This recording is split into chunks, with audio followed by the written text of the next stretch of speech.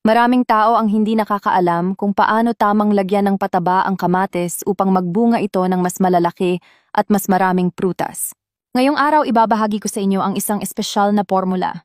Kapag natutunan mo ito, subukan mo agad sa iyong mga tanim na kamatis. Makikita mong hindi sila magkakasakit at ang mga bunga ay lalaking higit pa sa inaasahan.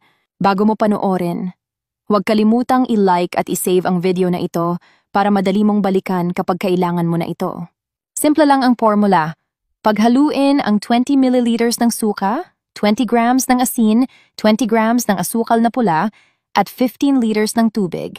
Ano man ang yugto ng paglaki ng iyong kamatis, ispray mo lang ang pinaghalong ito at makakakita ka ng kamangha-manghang resulta.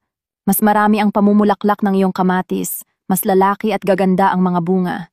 Talagang sagana sa ani. Nakakatulong din itong maiwasan ang mga sakit ng halaman. Ispray ito kada 10 araw.